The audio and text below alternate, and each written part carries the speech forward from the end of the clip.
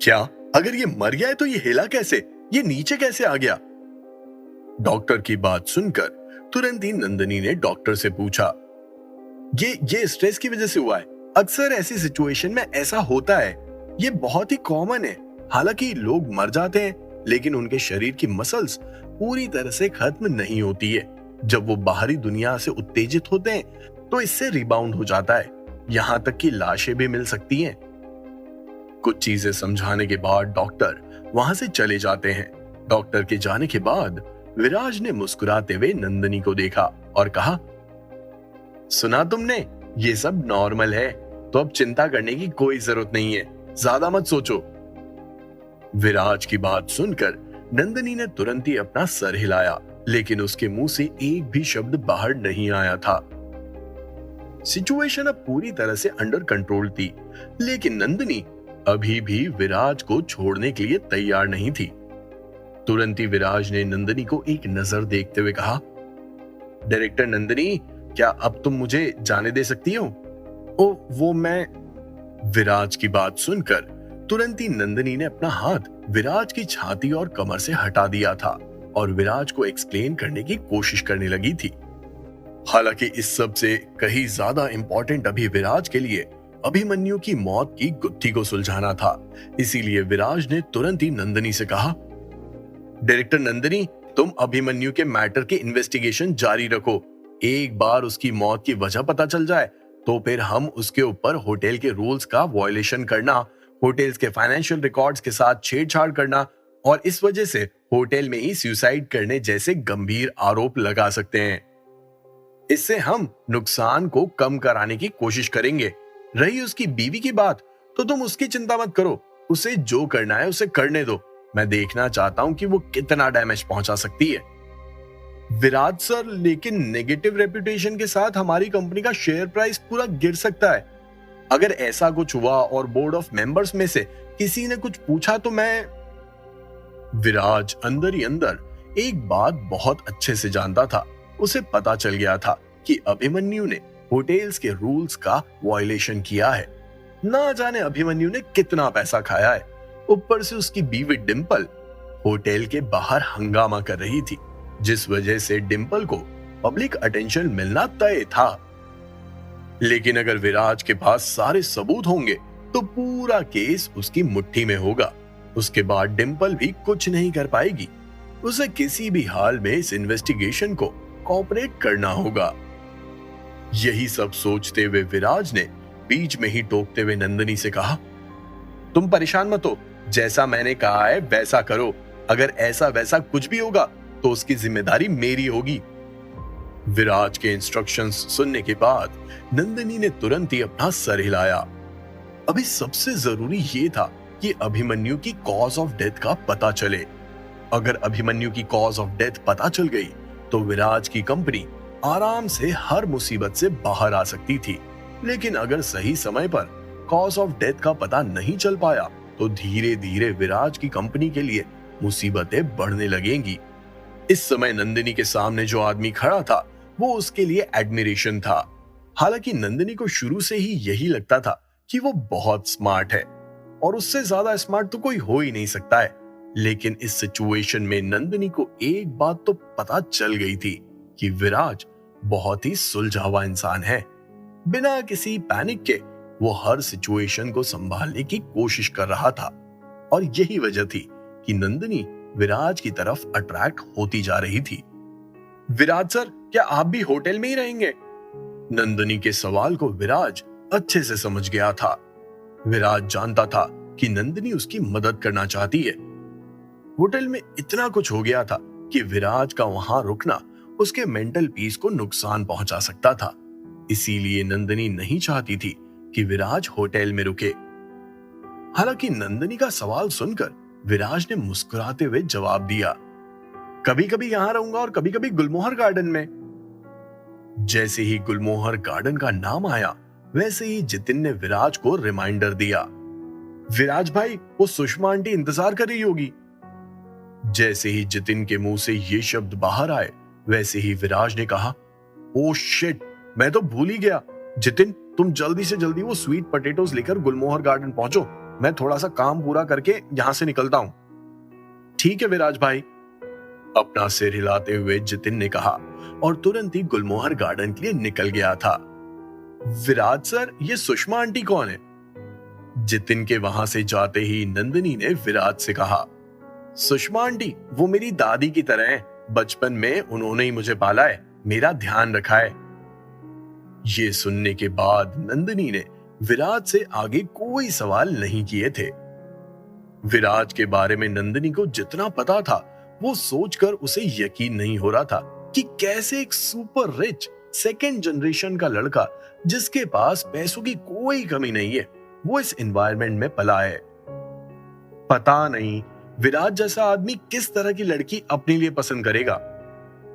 Money मन ये सोचते हुए नंदिनी गहरे ख्यालों में खो गई थी। नंदिनी, तुम क्या सोच रही हो?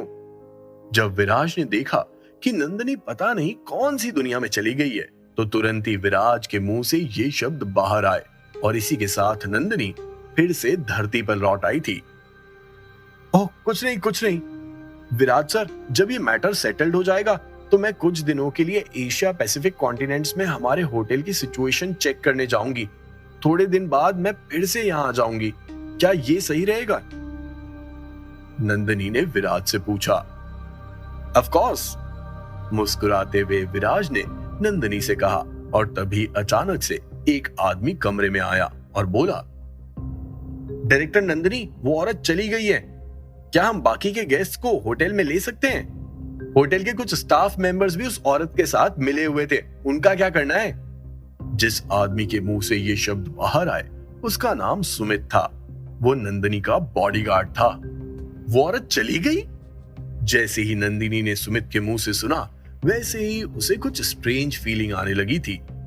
जितना नंदिनी को समझ आ रहा था उस हिसाब से अगर अभिमन्यु की बीवी को ज्यादा से ज्यादा कंपनसेशन चाहिए था तो उसे लंबे समय तक होटल के बाहर धरना देना था, लेकिन वो तो इतनी जल्दी वहां से चली गई। यानी दाल में कुछ तो काला था या फिर पूरी दाल ही काली थी। उसका पीछा करो और देखो कि आखिर वो करना क्या चाहती है। मैं उसका मकसद जानना चाहती हूँ। जल्दी से जल्दी फॉरेंसिक एक्सपर्ट को बुलाओ और अभिमन्यु के कमरे की पूरी जांच कराओ। अभिमन्यु का पोस्टमार्टम करवाओ। मुझे कल के कल ऑटोप्सी रिपोर्ट मेरे टेबल पर चाहिए। जैसे ही नंदिनी के मुंह से ये शब्द बाहर आए वैसे ही सुमित ने अपना सिर हिलाते हुए कहा, जी मैडम, वो लोग अभी भी हंगामा कर रहे हैं, उनका क्या करना है? उनमें होटल के कुछ स्टाफ मेंबर्स भी शामिल हैं। जैसे ही सुमित के मुंह से ये शब्द बाहर आए वैसे ही नंदिनी ने फिर से अपना मुंह खोलते हुए कहा, उनका कुछ भी नहीं करना है, बस उन सभी पर नजर रखो। होटल के किसी भी स्टाफ मेंबर को फिर से होटल में नहीं आने देना है। नंदिनी के इंस्ट्रक्शन सुनकर तुरंत ही सुमित वहां से निकल गया था। अब कमरे में केवल 2 ही लोग बचे थे। सही मायनों में देखा जाए तो कमरे में 3 लोग थे, विराज, नंदिनी और अभिमन्यु। विराज सर, इस कमरे की स्मेल अब मुझसे बर्दाश्त नहीं हो रही है, क्या हम किसी और कमरे में चलें? वैसे मैंने नया करी राइस बनाना सीखा है, क्या आप ट्राई करना चाहेंगे? दूसरे सेंटेंस को बोलने में नंदिनी को काफी करेज दिखाना पड़ा था और जैसे ही वो सेंटेंस नंदिनी के मुंह से बाहर आया वैसे ही नंदिनी का पूरा चेहरा टमाटर की तरह लाल हो गया था। हालांकि नंदिनी लगभग 30 साल की हो गई थी। उसने पूरी जिंदगी सिर्फ काम और काम ही किया था। अपनी फीलिंग्स के बारे में नंदिनी ने कभी सोचा भी नहीं था, लेकिन अब नंदिनी को ऐसा लग रहा था कि वो इस भाग दौड़ भरी दुनिया में काफी थक गई थी। अब उसे अपनी फीलिंग्स अच्छी लगने लगी थी। यही वजह थी कि जिंदगी में पहली बार उसने किसी दूसरे मर्द के लिए खाना बनाया था। पिछले 2 दिन से नंदिनी करी राइस बनाना सीख रही थी। आज जब नंदिनी को लगा कि उसने शानदार करी राइस बनाया है तो वो चाहती थी कि विराज उसे टेस्ट करे, लेकिन शायद किस्मत को कुछ और ही मंजूर था। इससे पहले कि विराज की तरफ से कोई रिएक्शन आता, अचानक से विराज का फोन बजने लगा था। विराज ने अपनी जेब से फोन बाहर निकाला और देखा कि कॉल जितिन का है, तो तुरंत ही विराज ने कॉल उठा लिया था। हाँ जितिन, बोलो, क्या बात हो गई? फोन उठाते ही विराज ने जितिन से कहा, विराज भाई, वो सुषमा आंटी घर पर नहीं है, वो कहीं चली गई है। जैसे ही विराज ने यह सुना, उसके हाथों से फोन नीचे गिर गया था। तुरंत ही विराज ने जमीन से फोन उठाया और जितिन से बोला, जल्दी से उन्हें ढूंढो, मैं अभी वहां पहुंच रहा हूं। ये बोलते हुए तुरंत ही विराज ने कॉल कट किया और नंदिनी की तरफ देखते हुए बोला, नंदिनी, हम करी राइस के बारे में बाद में बात करेंगे। मुझे जल्दी से जल्दी गुलमोहर गार्डन पहुंचना है। क्या तुम मुझे वहां छोड़ सकती हो? ठीक है। वैसे तो नंदिनी को लग रहा था कि उसने करी राइस अच्छा बनाया है और उसे खाकर विराज इंप्रेस हो जाएगा, लेकिन इसी के साथ साथ उसके मन में यह भी डर था कि अगर विराज को वो करी राइस अच्छा नहीं लगा तो। लेकिन अब सिचुएशन ऐसी आ गई थी कि नंदिनी लकी भी फील कर रही थी, लेकिन साथ ही साथ उसे अफसोस भी हो रहा था। जल्दी विराज और नंदिनी लिफ्ट की मदद से सीधा होटल की लॉबी में पहुंच गए थे। जब विराज के कदम होटल लॉबी से एग्जिट की तरफ बढ़ रहे थे, तभी होटल के रिसेप्शनिस्ट नेहा विराज को नफरत भरी नजरों से घूरते हुए बोली, शर्म आती है मुझे तुम्हें अपना क्लासमेट कहने में। विराज ने उस रिसेप्शनिस्ट की बात पर बिल्कुल भी ध्यान नहीं दिया, क्योंकि विराज के लिए अभी सुषमा आंटी को ढूंढना ज्यादा जरूरी था। विराज के कदम एग्जिट की तरफ बढ़ते चले जा रहे थे। दूसरी ओर गुलमोहर गार्डन के सेल्स ऑफिस के बाहर एक बूढ़ी औरत जो लगभग 80 साल की थी, वो पिटीफुल नजरों के साथ उस ऑफिस में मौजूद दो लोगों को देखे जा रही थी। उस ऑफिस में एक लड़की थी जो लगभग 20 साल की होगी और वो नेल पॉलिश लगा रही थी। उस कमरे में एक गंजा आदमी भी था जो लगभग 40 साल का होगा और वो कुछ डॉक्यूमेंट्स चेक कर रहा था। बूढ़ी औरत, तुम यहां से जा रही हो या नहीं? मैंने तुमसे कितनी बार कहा है कि हमें यहां पर अभी क्लीनर की जरूरत नहीं है। अगर जरूरत भी पड़ेगी तो हम तुमको हायर नहीं करेंगे, क्योंकि तुम्हारी एज बहुत हो गई है। जैसे ही उस गंजे आदमी के मुंह से ये शब्द बाहर आए, वैसे ही उस बूढ़ी औरत ने अपना मुंह खोलते हुए कहा, साहब, आप परेशान मत होइए। भले ही मैं बहुत बूढ़ी हो गई हूं, लेकिन मेरा शरीर अभी भी बहुत स्ट्रांग है। मैं इस हालत में पिछले 1 साल से काम कर रही हूं और मुझे कुछ भी नहीं हुआ। मैं आपसे ज्यादा पैसा भी नहीं मांग रही हूं, बस मुझे दिन का 300 रुपए दे देना, उससे मेरा खाने पीने का खर्चा निकल जाएगा। ऑनेस्टली स्पीकिंग, गुलमोहर गार्डन को क्लीनर की बहुत जरूरत थी। वो अभी क्लीनर्स को हायर भी कर रहे थे।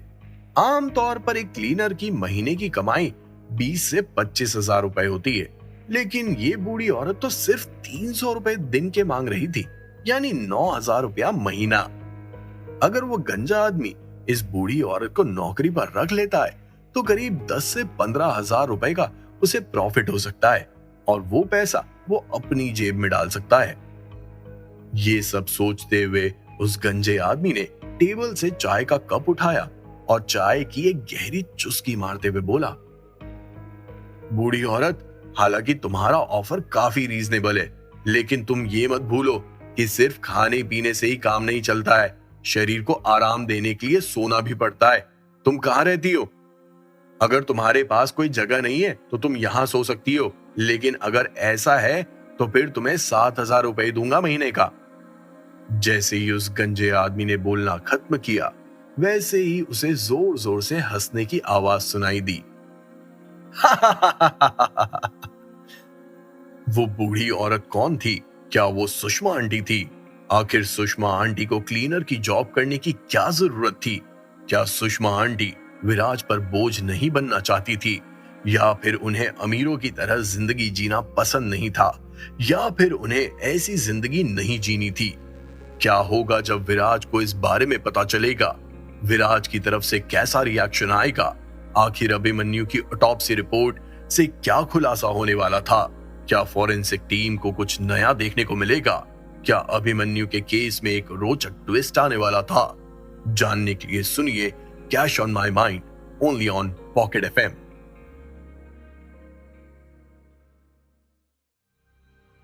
उस गंजे आदमी ने हंसने वाली आवाज का पीछा किया तो पता चला कि वो लड़की जो लगभग 20 साल की थी, वो अपनी उंगली पर नेल पॉलिश लगाते हुए जोर जोर से हंस रही थी। उस लड़की की ये हरकत देखकर उस गंजे आदमी को बहुत गुस्सा आया और उसने तुरंत ही कड़क आवाज में कहा, लड़की, तुम किस बात पर हंस रही हो? अगर तुम दोबारा हंसी तो तुम्हारी सैलरी काट दूंगा। मैनेजर सर, मैं आपके ऊपर नहीं हंस रही हूं, मैं तो किसी दूसरी वजह से हंस रही हूं। हालांकि मनी मन वो लड़की कुछ और ही सोच रही थी। साला ये गंजा मैनेजर कितना रूथलेस है, बेचारी इस बुढ़िया को 7,000 रुपए पर ले आया। 7,000 रुपए में आजकल होता ही क्या है? शर्म भी नहीं आती इस गंजे को, सारा पैसा खा जाएगा। 7,000 रुपए भी मुझे चलेंगे, कोई दिक्कत नहीं है। अनएक्सपेक्टेडली उस बूढ़ी औरत ने उस गंजे आदमी का ऑफर स्वीकार कर लिया था। हाँ हाँ बूढ़ी औरत, अपना काम अच्छे से करना। अगर तुमने अपना काम अच्छे से किया और मुझे किसी शिकायत का मौका नहीं दिया तो मैं तुम्हें अगले साल 500 रुपए और दूंगा। जैसे ही उस गंजे का बोलकर खत्म हुआ, वैसे ही एक बार फिर से उसके कानों में हंसी की चिंगारी दौड़ पड़ी थी। एक बार फिर से वो लड़की हंसने लगी थी और एक बार फिर से उस गंजे मैनेजर को गुस्सा आ गया था। लेकिन इस बार वो लड़की इतना हंसी कि उसके हाथ से नेल पॉलिश की बोतल ही छूट गई और सारी नेल पॉलिश उसके कपड़ों पर जा गिरी। लेकिन उसके बाद भी उसकी हंसी रुकने का नाम नहीं ले रही थी। तुरंत ही उसने उस गंजे आदमी पर ताना कसते हुए कहा, मैनेजर सर, क्या खूब खेल लेते हैं आप। अगले साल आप एक 80 साल की बूढ़ी औरत को 500 रुपए देंगे। इनकी हालत देखकर लगता भी है कि अगला साल देख पाएंगी। समझ रही हूं कि आप क्या कर रहे हैं।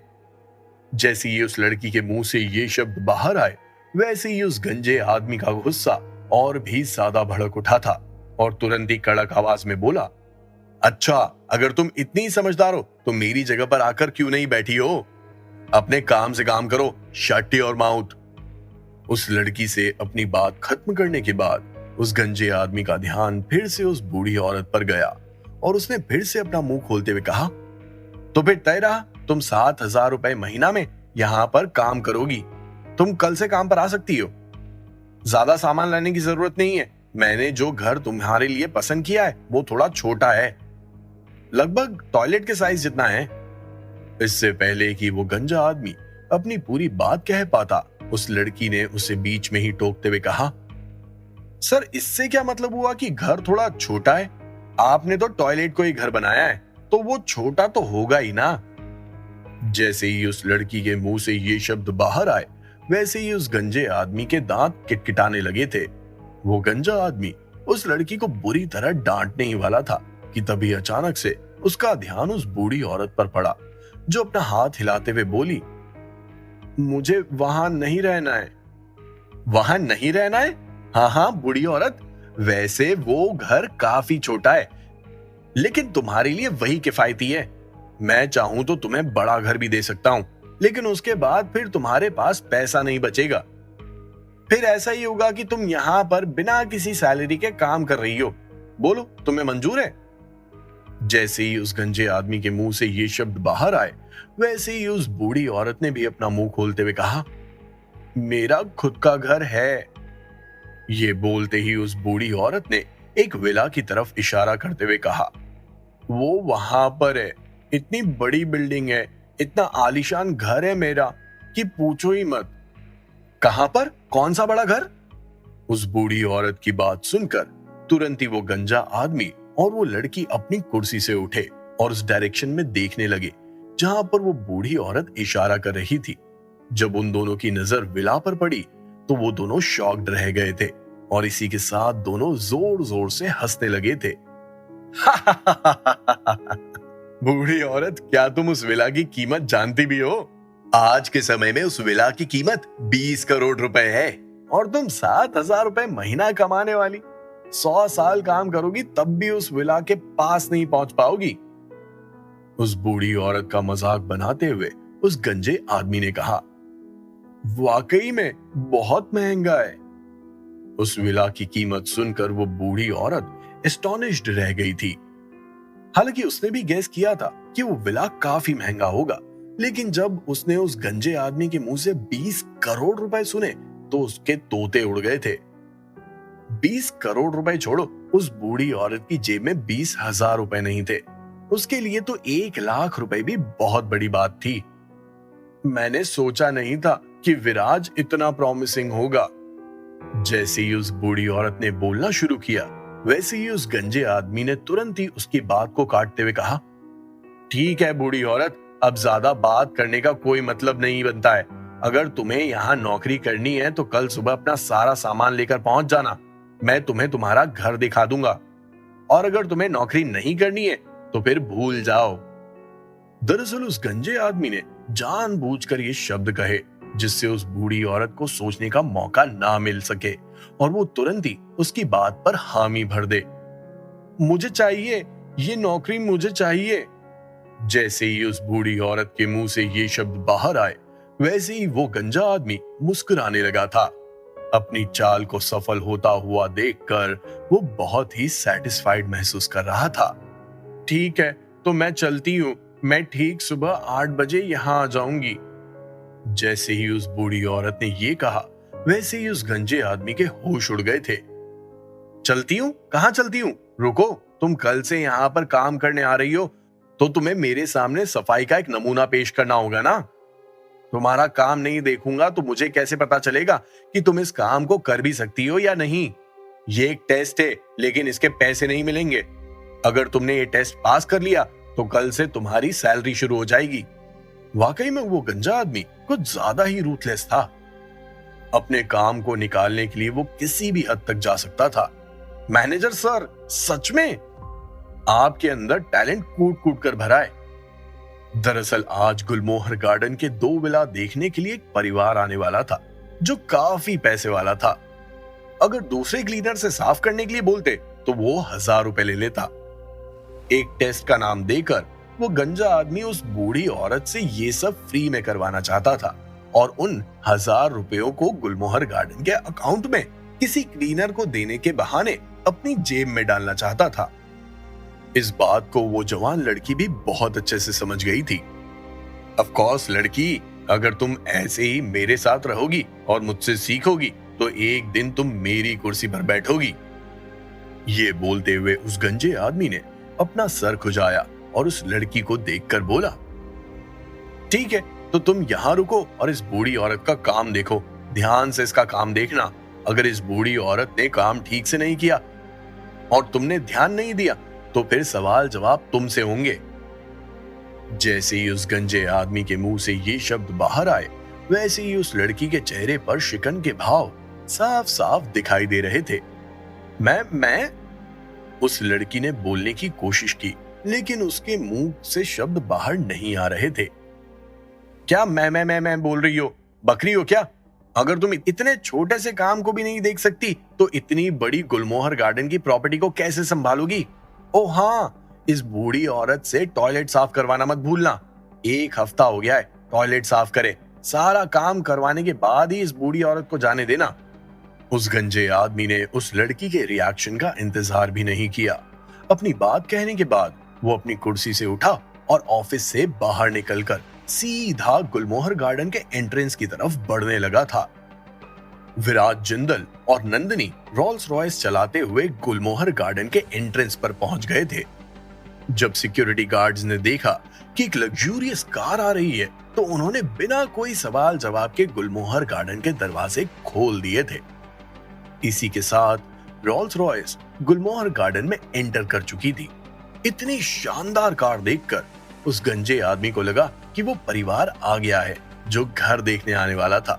तुरंत ही उसने हाथ दिखाते हुए उस रोल्स रॉयस को रोक दिया था। सूट बूट पहने और अपने चेहरे पर मुस्कान लिए उस गंजे आदमी की नजर नंदनी से हटने का नाम ही नहीं ले रही थी। हेलो सर, गुलमोहर गार्डन में आपका हार्दिक स्वागत है। मैं इस खूबसूरत साइट का प्रॉपर्टी मैनेजर हूँ। अगर मैं गलत नहीं हूँ तो आपकी कार पहली बार गुलमोहर गार्डन में आ रही है ना सर?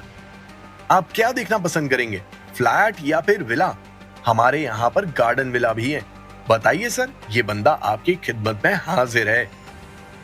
तुरंत ही उस गंजे आदमी ने अपना इंट्रोडक्शन देते हुए कहा।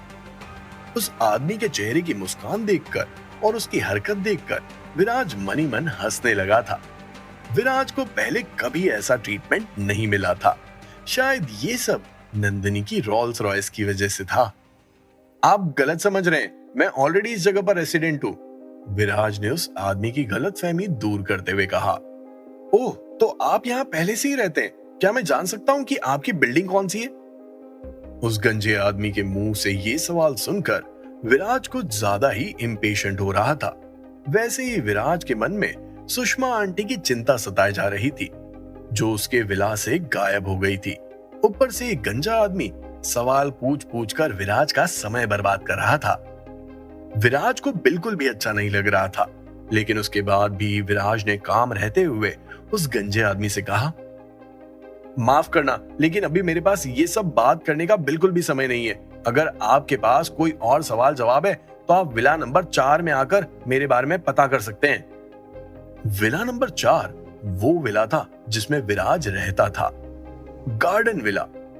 उस गंजे आदमी को यह बताने के बाद विराज ने नंदिनी को कार आगे बढ़ाने का इशारा किया। Villa number 4? दिमाग के तार दौड़ाने के बाद जब उस गंजे आदमी को विला नंबर 4 का ख्याल आया तो तुरंत ही उसकी आंखें बड़ी हो गई थी। सर, आप उस गार्डन विला के ओनर हैं? माफ करना सर, मैंने आपको पहचाना नहीं। आपको और भाभी जी को कभी देखने का मौका ही नहीं मिला। सर, गुलमोहर गार्डन में क्लब हाउस भी आ गया है और उसकी मेंबरशिप तो आपको लेनी ही पड़ेगी। रुकिए सर, मेंबरशिप के बारे में तो सुन लीजिए। एक तरफ वो गंजा आदमी बड़बड़ाता गया तो दूसरी तरफ नंदिनी ने फुल स्पीड में कार आगे दौड़ा दी थी और विराज के इंस्ट्रक्शंस को फॉलो करते हुए सीधा विला नंबर 4 की तरफ बढ़ने लगी थी। साला इतना घमंड किस बात का है? गार्डन विला का मालिक क्या बन गया? अपने आप को लोग आजकल भगवान समझने लगे हैं। उस गंजे आदमी ने मनी मन कोसते हुए कहा। हालांकि एक तरफ से वो मनी मन विराज को कोस रहा था, लेकिन दूसरी तरफ से वो विराज जैसे बड़े आदमी के साथ अपना अच्छा रिलेशनशिप बनाना चाहता था, क्योंकि 100 छोटे कस्टमर से अच्छा है कि उनके क्लब हाउस को एक बड़ा कस्टमर मिले, और वो गंजा आदमी यही करना चाहता था। 2 मिनट के अंदर अंदर विराज और नंदिनी विला नंबर 4 के बाहर पहुंच गए थे। जितिन गार्डन एरिया में ही था। जैसे ही उसने विराज को देखा, वैसे ही उसने विराज को ग्रीट करते हुए कहा, विराज भाई। क्या चल रहा है जितिन? क्या तुम्हें सुषमा आंटी मिली?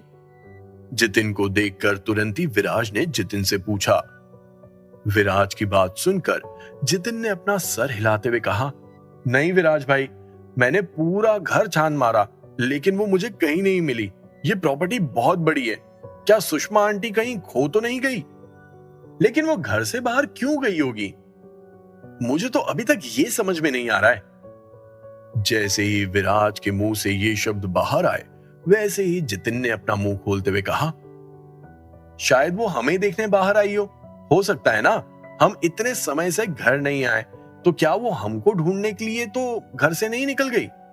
आखिर विराज और उसकी पलटन अब सुषमा आंटी को कहां और कैसे ढूंढने वाली थी? क्या उन्हें कोई क्लू मिलेगा? क्या वो गंजा आदमी ही उनके पास क्लू लेकर आएगा? क्या होगा जब विराज को पता चलेगा कि उस गंजे आदमी ने विराज की दादी को 7,000 रुपए की नौकरी पर रखा है? लेकिन क्या इसमें उस गंजे आदमी की कोई गलती थी? आखिर सुषमा आंटी विराज का घर छोड़कर नौकरी मांगने क्यों चली थी? जानने के लिए सुनिए cash on my mind, only on pocket FM।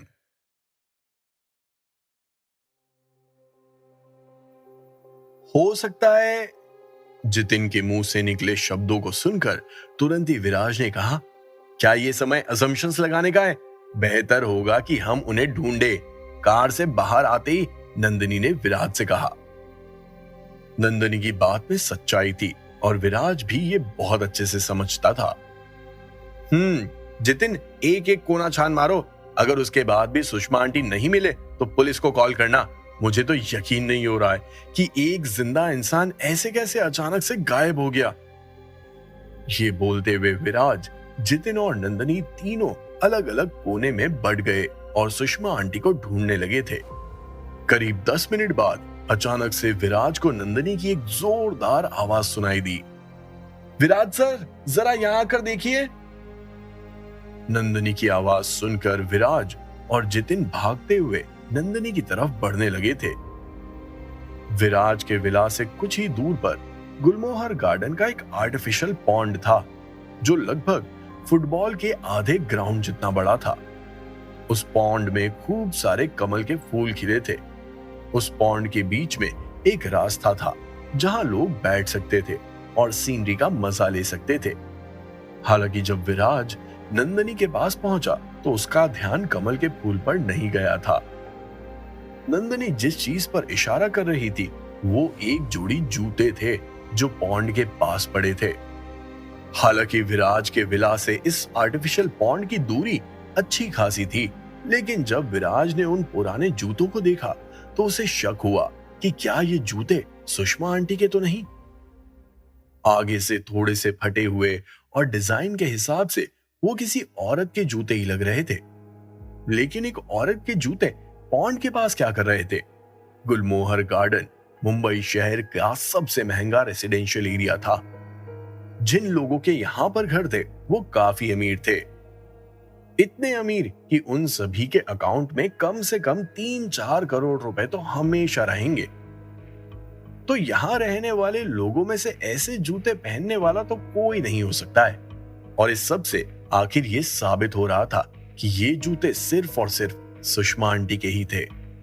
जैसे ही विराज के दिमाग ने विराज को इस बात का कंफर्मेशन दिया, वैसे ही विराज तुरंत ही उस पॉन्ड के और करीब पहुंच गया था। विराज के मन में सिर्फ सुषमा आंटी का ही ख्याल दौड़ रहा था। Sushma aunty, Sushma aunty! जोर जोर से विराज चिल्लाने लगा। विराज को चिल्लाता हुआ देखकर नंदनी और जितिन भी चिल्लाने लगे थे। सामने से उन्हें कोई रिस्पॉन्स नहीं मिल रहा था। विराज भाई, ये आप क्या कर रहे हो? इससे पहले कि जितिन विराज को रोकता, विराज अपने कपड़े निकाल चुका था और तुरंत ही उस पूल में कूद पड़ा था। इस सीन को देखकर वैसे तो नंदनी मनी मन ब्लश कर रही थी, लेकिन ये समय ब्लश करने का नहीं था। इसीलिए नंदनी ने विराज की मदद की और उसके कपड़ों को उठा लिया था। अब चूंकि विराज उस पॉन्ड में कूद चुका था तो भला जितिन कैसे पीछे रहता। विराज भाई, आप यहां चेक करो, मैं थोड़ा आगे चेक करता हूं। ये बोलते हुए जितिन भी उस पॉन्ड में कूद पड़ा था। जब विराज उस पॉन्ड में कूदा तो विराज को उस पॉन्ड की गहराई पता चली। पानी विराज की गर्दन तक आ रहा था। ऐसे में जब विराज को सुषमा आंटी का ख्याल आया तो विराज को और भी ज्यादा टेंशन हो गई थी, क्योंकि सुषमा आंटी की हाइट विराज से काफी छोटी थी। ऐसे में अगर वो इस पॉन्ड में गई है तो उनके लिए ये सिचुएशन काफी डेंजरस थी। करीब आधे दिन तक उस पॉन्ड में ढूंढने के बाद भी उन्हें सुषमा आंटी नहीं मिली थी। 10 मिनट बाद विराज भी काफी एग्जॉस्ट हो गया था और उससे और तैरा भी नहीं जा रहा था। विराज भाई, मैं आपको खींचता हूं। ये बोलते हुए जितिन ने विराज का हाथ पकड़ा और उसे खींचते हुए किनारे तक लेकर आया। जब विराज किनारे आ गया तो नंदनी ने विराज को खींचते हुए उस पॉन्ड से बाहर निकाल लिया था। जैसे ही नंदनी ने विराज को बाहर खींचा तभी उसे विराज का फीका पड़ चुका चेहरा दिखाई दिया। वाकई में विराज का चेहरा काफी डरावना हो गया था। विराज सर, क्या आप ठीक हैं? नंदिनी ने विराज से पूछा, लेकिन विराज का ध्यान तो अभी भी सुषमा आंटी में अटका हुआ था। नहीं, कोई बात नहीं। जितिन, तुम्हें बाहर निकलने के लिए कौन बोला? ढूंढो उन्हें, चिल्लाते हुए विराज ने कहा। विराज आउट ऑफ कंट्रोल होता हुआ दिखाई दे रहा था। इतने सालों के बाद बहुत मुश्किल से विराज सुषमा आंटी को ढूंढने में कामयाब हुआ था। लेकिन उसकी बदकिस्मती तो देखिए, एक दिन भी अच्छे से वो सुषमा आंटी को अपने साथ नहीं रख पाया था। अगर सुषमा आंटी को कुछ भी होता है तो विराज पूरी जिंदगी अपने आप को कभी माफ नहीं कर पाएगा। उसकी पूरी जिंदगी रिग्रेट में ही निकल जाएगी। विराज का ऑर्डर सुनकर जितिन फिर से पॉन्ड में कूद पड़ा था। हालांकि जितिन को भी पता था कि सुषमा आंटी पॉन्ड में नहीं है, लेकिन चूंकि विराज का ऑर्डर था इसीलिए विराज के सामने कुछ भी बोलने की हिम्मत जितिन में नहीं थी। चुपचाप अपने मालिक का ऑर्डर फॉलो किया उसने। लेकिन इस सब से कुछ भी नहीं होने वाला था। यह कहना बिल्कुल भी गलत नहीं होगा कि नंदनी वाकई में काफी स्मार्ट थी। वो अच्छे से जानती थी कि ये सब करके वो सब टाइम वेस्ट कर रहे हैं। अपने दिमाग के घोड़े दौड़ाते हुए तुरंत ही नंदनी ने अपना मुंह खोलते हुए कहा, विराज सर, जब हम आपके विला की तरफ आ रहे थे तब हमें गुलमोहर गार्डन का प्रॉपर्टी मैनेजर मिला था ना। उसे इस प्रॉपर्टी के बारे में अच्छे से पता होगा और यहाँ पर सीसीटीवी कैमरास तो होंगे ही। उनकी मदद से हम सुषमा आंटी तक आसानी से पहुंच सकते हैं। नंदनी की बात में 100 आना सच्चाई थी। कोई भी समझदार इंसान नंदनी के इस सजेशन से पीछे नहीं मुड़ सकता था। नंदनी की बात सुनकर विराज को भी एहसास हुआ कि इस प्रॉपर्टी में प्रोफेशनल तरीके से भी काम हो सकता है। तुरंत ही विराज ने कहा, चलो उसके पास चलते हैं। ये बोलते ही विराज भागने लगा। उसने अपने कपड़े भी नहीं पहने थे, बस नीचे एक छोटा सा शॉर्ट्स था और बस उसी में भाई साहब हनुमान बनते हुए भागने लगे थे। विराज सर रुकिए, मैं भी आ रही हूं। जब नंदनी ने देखा कि विराज फुल स्पीड में भाग रहा है तो नंदनी भी विराज के कपड़े हाथ में लेकर हाई हील्स में भागने लगी थी, इस उम्मीद के साथ कि वो विराज की बराबरी कर पाएगी। लेकिन ऐसा हुआ नहीं। कुछ ही मिनटों में विराज गुलमोहर गार्डन के ऑफिस में पहुंच गया था। ऑफिस में सिर्फ एक ही लड़की बैठी थी। शायद वो कुछ खा रही थी, क्योंकि जैसे जैसे उसका मुंह चल रहा था वैसे वैसे उसके मुंह से क्रैकल की आवाज आ रही थी। हेलो, किसी को ढूंढने में मेरी मदद कीजिए। उस लड़की का पूरा ध्यान अपने खाने पर था, लेकिन जब अचानक से उसने एक मर्द की आवाज सुनी तो उसका चलता हुआ मुंह एकाएक खामोश हो गया था और वो ऊपर से नीचे तक विराज को घूरने लगी थी। ओ गॉड, तुम कौन हो? तुम क्या करके आए हो? विराज का पूरा चेहरा ग्रीन कलर की काई से भरा हुआ था। ऊपर से उसने सिर्फ शॉर्ट्स पहने हुए थे। जगह जगह विराज के शरीर पर घाव थे और उनमें से खून आ रहा था। विराज को इस हाल में देखकर वो लड़की बहुत डर गई थी और तुरंत ही वो कुर्सी से उठकर 2 कदम पीछे की ओर बढ़ चुकी थी। मिस, मैं गुलमोहर गार्डन का ही रेसिडेंट हूँ। मेरी दादी खो गई है और शायद वो पॉन्ड में गिर गई है। क्या आप जल्दी से अपने मॉनिटरिंग सिस्टम से चेक कर सकती हैं? जैसे ही विराज के मुंह से ये शब्द बाहर आए वैसे ही उस लड़की ने कहा, पॉन्ड? क्या तुम गुलमोहर गार्डन वाले आर्टिफिशियल पॉन्ड की बात कर रहे हो? उस लड़की का सवाल सुनकर तुरंत ही विराज ने अपना सिर हिलाया। विराज के हाव भाव देखकर तुरंत ही उस लड़की ने अपना मुंह खोलते हुए कहा, आई एम सॉरी सर, लेकिन पॉन्ड के आसपास कोई सीसीटीवी नहीं है। गुलमोहर गार्डन लोगों की प्राइवेसी का बहुत ध्यान रखता है। नॉनसेंस, अगर उस पॉन्ड में कोई हादसा हो जाए तो फिर कौन सी प्राइवेसी? कैसी प्राइवेसी? जब तक मैं तुमसे कम्युनिकेट करूंगा तब तक सामने वाले की जान चली जाएगी। सीसीटीवी कैमरास नहीं है, कोई बात नहीं। जल्दी से जल्दी कुछ लोगों का इंतजाम करो जो मेरे साथ उस पॉन्ड में चलें। मुझे मेरी दादी को ढूंढना है। विराज की डांट सुनकर वो लड़की पूरी तरह से शॉक्ड रह गई थी। ये सब मैं अभी मैनेजर को रिपोर्ट करती हूं, आप रुकिए। जैसे ही उस लड़की ने ये कहा वैसे ही विराज ने गुस्से में कहा, what is wrong with her? जैसे ही उस लड़की ने मैनेजर का नंबर डायल किया वैसे ही ऑफिस के दरवाजे पर एक दस्तक हुई। उस दस्तक को सुनकर सभी का ध्यान ऑफिस के दरवाजे पर गया। मैनेजर सर, आप आ गए? मैं आपको ही कॉल करने वाली थी। ये लोग कह रहे हैं कि कोई उस पॉन्ड में गिर गया है और उस इंसान को ढूंढने के लिए इन्हें हमारी मदद चाहिए। मैनेजर को देखकर तुरंत ही उस लड़की ने कहा। मैनेजर अभी अभी बाहर से लौटा था, इसलिए वो काफी इरिटेटेड था। जैसे ही उसने उस लड़की के मुंह से वो सब सुना वैसे ही उसने एक नजर दौड़ाते हुए विराज को देखा। विराज के चेहरे पर ग्रीन कलर की काई देखकर उसका मन और भी ज्यादा खराब हो गया। तुरंत ही उसने अपनी नजर विराज के चेहरे से हटाई और चौंकते हुए बोला, तुम कहां से आए हो और गुलमोहर गार्डन में क्या कर रहे हो? मैं यहां रहता हूं, गुलमोहर गार्डन में मेरा घर है। क्या मैं मेरे घर में भी नहीं आ सकता? विराज के मुंह से निकले शब्दों को सुनकर उस गंजे मैनेजर को और भी ज्यादा गुस्सा आने लगा था। वो विराज को जोरदार डांटना चाहता था, लेकिन तभी लंबी लंबी सांस लेते हुए नंदनी भी उस ऑफिस में पहुंच गई थी। जब उस मैनेजर ने नंदनी को देखा तो अचानक उसे विराज और उसकी आवाज जानी पहचानी सी लगी। अचानक से उसका रिएक्शन ही बदल गया था। ओह, तो ये आप दोनों हैं? क्या मैं जान सकता हूं कि कौन गिर गया है? क्या उन्हें अभी तक बचाया नहीं गया? तुरंत ही उस गंजे मैनेजर ने कहा, नॉनसेंस, अगर बचा लिया होता तो मैं मदद मांगने यहां आता। कड़क अंदाज में विराज ने कहा, सॉरी सर सॉरी, मैं अभी मदद का इंतजाम करता हूं। ये बोलते ही उस गंजे मैनेजर ने अपना फोन बाहर निकाला और गुलमोहर गार्डन के सिक्योरिटी कप्तान का नंबर डायल किया। जैसे ही सिक्योरिटी कप्तान ने कॉल उठाया, वैसे ही उस गंजे मैनेजर ने कहा, जल्दी से जल्दी मुझे अच्छे गोताखोरों की जरूरत है। अपने आर्टिफिशियल पॉन्ड में कोई गिर गया है। वीआईपी रेसिडेंट को मदद की जरूरत है। सारे काम छोड़कर पहले इसमें लगो।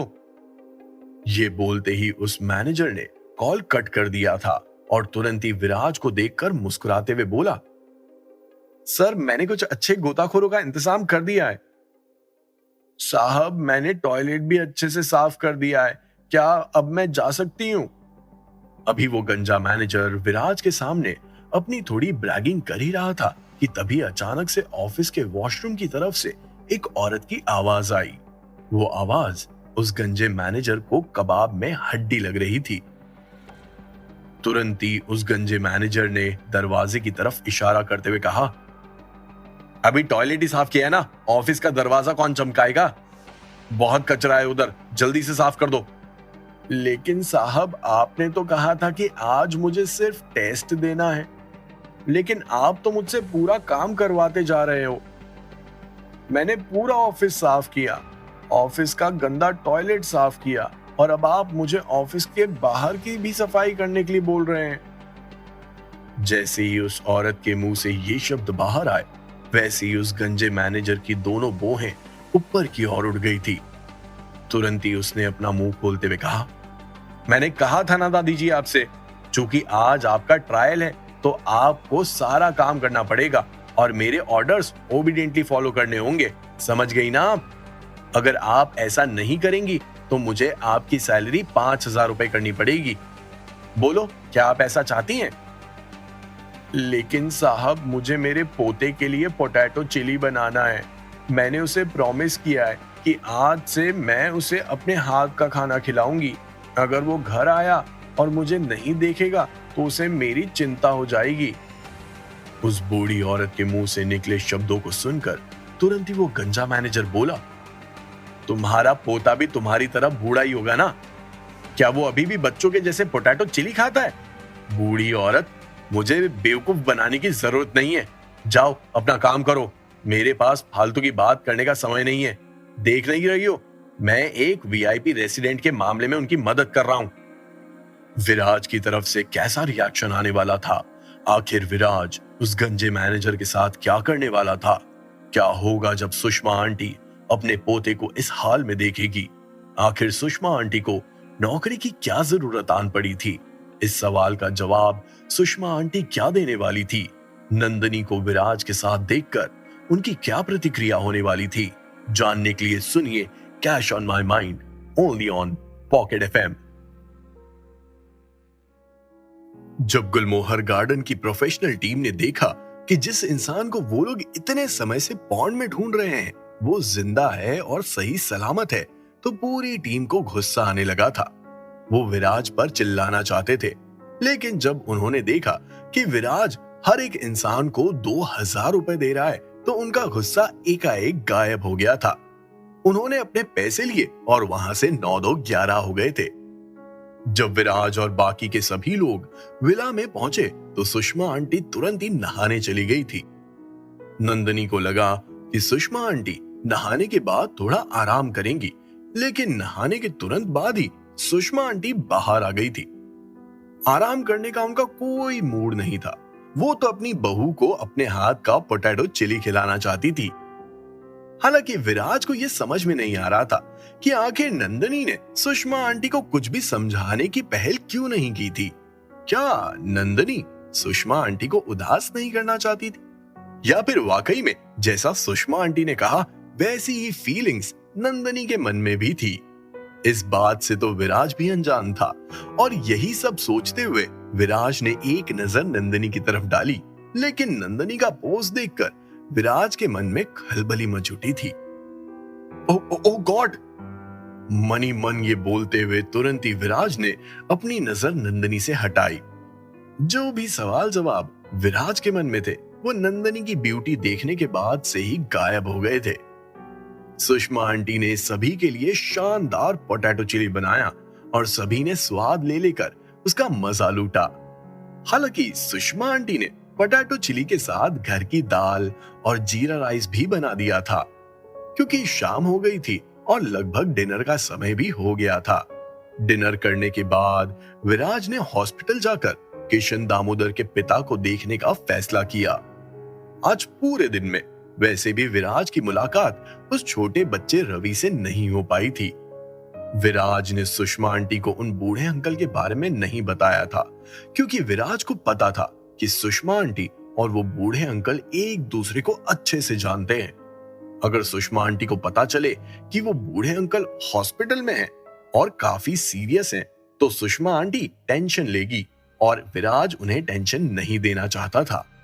नंदनी, मुझे कुछ जरूरी काम से बाहर जाना है। शायद मुझे आने में थोड़ा लेट हो जाएगा, या फिर आज रात में नहीं आ पाऊंगा। तुम दादी के साथ यहीं रुको, वो अकेली है। अगर तुम्हें किसी भी चीज की जरूरत पड़े तो तुम मुझे कॉल कर लेना। जैसे ही नंदनी ने विराज के मुंह से ये सुना, वैसे ही उसने मुस्कुराते हुए अपना सर हिलाया और बोली, विराज, आप परेशान मत हो, मैं दादी का ध्यान रखूंगी। नंदनी के तेवर तो देखिए, विराज सर से सीधा विराज पर पहुंच गई थी। अब ये सुषमा आंटी के सामने एक नाटक था या फिर नंदनी सुषमा आंटी के जरिए अपने अरमान पूरे कर रही थी, ये तो वक्त ही बताएगा। लेकिन जैसे ही विराज ने नंदनी के मुंह से वो बात सुनी, वो शॉक्ड रह गया था। विराज, तुम जल्दी से यहाँ से निकल जाओ, मुझे मेरी बहू से बहुत सारी बातें भी करनी है। अभी तुम दोनों की शादी भी करवानी है, मुझे मेरा परपोता भी तो देखना है। बहुत सारी प्लानिंग है, जाओ और हम दोनों को प्लानिंग करने दो। अभी विराज नंदिनी के उस शौक से बाहर भी नहीं आया था कि जैसे ही विराज के कदम दरवाजे की तरफ बढ़े, वैसे ही उसे पीछे से सुषमा आंटी की आवाज सुनाई दी। विराज ने सुषमा आंटी की बात का कोई जवाब नहीं दिया और अपना सर हिलाते हुए वहां से निकल गया था।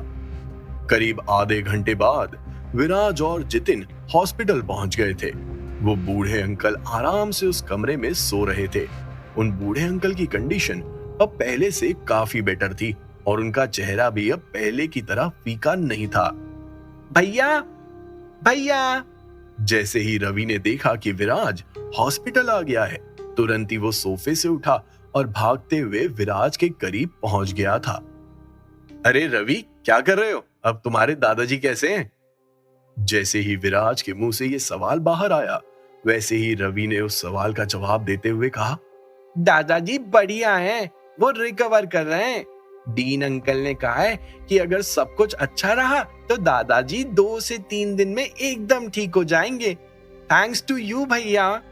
रवि की बात सुनकर विराज के चेहरे पर भी मुस्कान आ गई थी और विराज ने रवि के सर पर हाथ रखते हुए कहा, क्या बात है, ये तो बहुत अच्छी न्यूज है। लेकिन सिर्फ मुझे थैंक्स क्यों कह रहे हो? कंट्रीब्यूशन तो तुम्हारा भी है। कल से तुम अपने दादाजी का ध्यान रख रहे हो, कितनी बड़ी बात है ये। रवि इतना सा है लेकिन काफी बड़ा है। विराज के मुंह से तारीफ सुनने के बाद रवि एम्बैरेसमेंट में अपना सर खुजाने लगा था।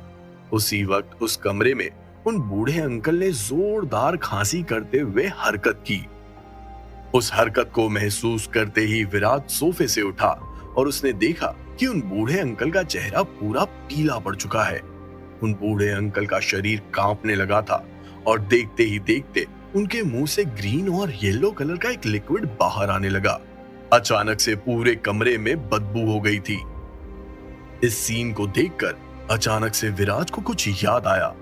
हालांकि इस समय वो कुछ और नहीं सोच सका और तुरंत ही उस कमरे से बाहर जाकर चिल्लाया, डॉक्टर, डॉक्टर, जल्दी से यहाँ आइए। जैसे ही डॉक्टर ने विराज की आवाज सुनी, वैसे ही एक डॉक्टर अपनी 4-5 लोगों की टीम के साथ उस कमरे की तरफ भागा। डॉक्टर बहुत अच्छे से जानता था रवि के दादाजी का सीरियस ऑपरेशन हुआ था, इसीलिए उन्हें नेग्लिजेंट नहीं किया जा सकता था। हालांकि वो बात अलग थी कि उन बूढ़े अंकल का केस एक जूनियर डॉक्टर के समझने के बस का नहीं था। उन बूढ़े अंकल को इस हालत में देखकर वो डॉक्टर और उसकी पूरी टीम पैनिक करने लगी थी।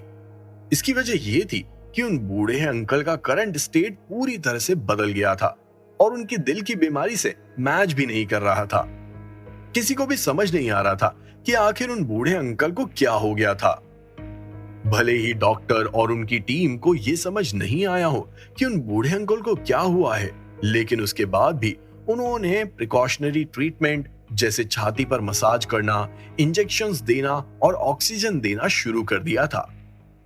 डॉक्टर और उसकी पूरी टीम हर तरह से उन बूढ़े अंकल को नॉर्मल करने की कोशिश कर रही थी, लेकिन उन बूढ़े अंकल की हालत और भी ज्यादा खराब होती जा रही थी और देखते ही देखते वो अचानक से बेहोश हो गए और ऐसा लग रहा था जैसे उनकी मौत हो गई है। ये तुम क्या कर रहे हो? एक तरफ उस डॉक्टर को समझ नहीं आ रहा था कि उन बूढ़े अंकल को हो क्या गया है कि तभी अचानक से उस कमरे के दरवाजे से एक आवाज सुनाई दी। उस आवाज को सुनकर सभी ने पीछे मुड़कर देखा और सभी के होश उड़ गए थे। वो आवाज डीन लोचन शाह की थी। Dean sir? जैसे ही उन्होंने देखा कि हॉस्पिटल का डीन उस कमरे में आ गया है, तो सभी ने डीन के लिए रास्ता छोड़ दिया, जिससे वो उस कमरे में आकर उन बूढ़े अंकल को चेक कर सके। उन बूढ़े अंकल की हालत देखकर तुरंत ही डीन के कदम उन बूढ़े अंकल की तरफ बढ़ने लगे थे। डीन लोचन शाह ने पहले उन अंकल का फोरहेड चेक किया और उसके बाद उनकी रिस्ट चेक करते हुए बोले, इस वक्त इन्हें कोई भी हाथ नहीं लगाएगा। मैंने थोड़ी देर पहले इन्हें एक्यूपंक्चर का ट्रीटमेंट दिया था। इनके मुंह से जो कुछ भी बाहर आ रहा है वो सब टॉक्सिन्स हैं। ये लाइफ थ्रेटनिंग नहीं है। डीन लोचन शाह की बात सुनकर सभी ने अपना सर हिलाया। हालांकि विराज इस समय कुछ अलग ही ख्यालों में उलझा हुआ था। उसने तो उस ग्रीन और येलो लिक्विड को देखकर कुछ और ही धारणा बना ली थी, क्योंकि ऐसा ही लिक्विड अभिमन्यु के मुंह से भी बाहर आया था। अंकल शाह, क्या बेहोशी की हालत में या फिर जब कोई इंसान शांत हो जाता है तो क्या वो किसी मुर्दे की तरह रह सकता है, यानी बिना सांस लिए और बिना दिल की धड़कनों के? विराज का सवाल सुनकर डीन लोचन शाह के दोनों भौहें ऊपर की तरफ उठी और उन्होंने हल्की सी मुस्कान के साथ कहा, हाँ रह सकता है, लेकिन मैं क्यूरियस हूं कि ये सब तुम्हें कैसे पता है? क्या इसका मतलब तुम मेडिसिन के बारे में भी जानकारी रखते हो? अंकल शाह, जैसा आप सोच रहे हैं वैसा नहीं है। मुझे मेडिकल स्किल का कोई नॉलेज नहीं है, लेकिन मैं चाहता हूं कि आप मेरे लिए एक फेवर करें। गुलमोहर गार्डन के विला नंबर 4 में नंदनी और सुषमा आंटी अकेले थे। सुषमा आंटी ने नंदनी से एक साथ इतने सारे सवाल कर दिए थे कि नंदनी हर सवाल का जवाब देते देते परेशान हो गई थी। बड़ी मुश्किल से जैसे ही नंदनी ने सुषमा आंटी को सुलाया, वैसे ही नंदनी के पास विराज का कॉल आ गया था और विराज ने नंदनी को जल्दी से जल्दी होटल पहुंचने के लिए कह दिया था। विराज ने अपनी बात कही और तुरंत ही कॉल कट कर दिया था। विराज की आवाज सुनकर नंदनी समझ गई थी कि जरूर कुछ अर्जेंट है। तुरंत ही नंदनी बिस्तर से उठी और धीरे धीरे दरवाजे की तरफ बढ़ने लगी थी। अरे बहू, तू कहां जा रही है?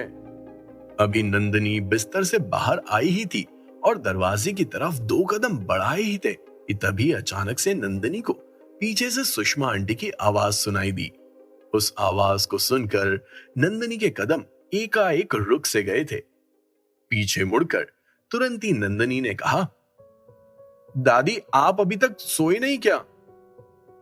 नंदनी का सवाल सुनते ही सुषमा आंटी ने बिस्तर की तरफ देखते हुए कहा, बेटा मैं हमेशा से ही लकड़ी के बिस्तर पर सोई हूं। ये बिस्तर बहुत मुलायम है, मुझे इस पर सोने की आदत नहीं है, इसलिए नींद ही नहीं आ रही है। दादी, आदत ऐसे ही नहीं पड़ती है।